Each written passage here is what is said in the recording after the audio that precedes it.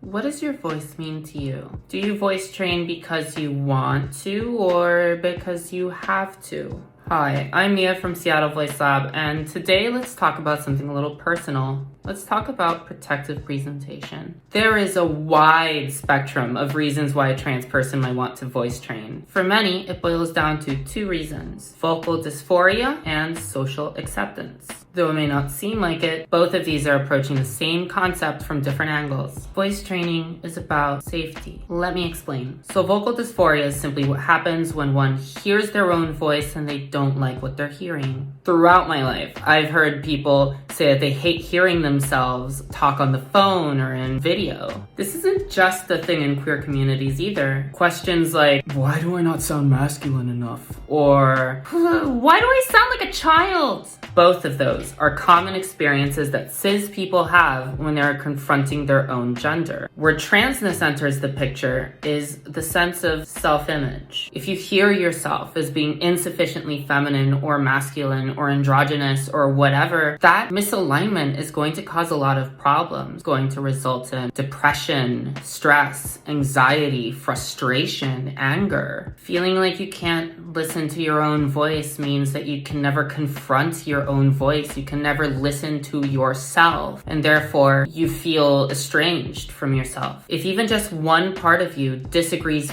fundamentally with how you see yourself, then the boundaries that contain themselves start to crumble. And then there's a question of social acceptance, how others perceive you in relation to your expressed gender. This misalignment can be dangerous depending on where you are and who you're interacting with, either regularly or even in passing. For people in vulnerable situations or locations, the voice can be a shield against the quiet bigotries of daily life or very physical harm. Trying to pass for yourself or because of where you are both conversations about safety. Do you voice train to protect yourself from others or from yourself or from both?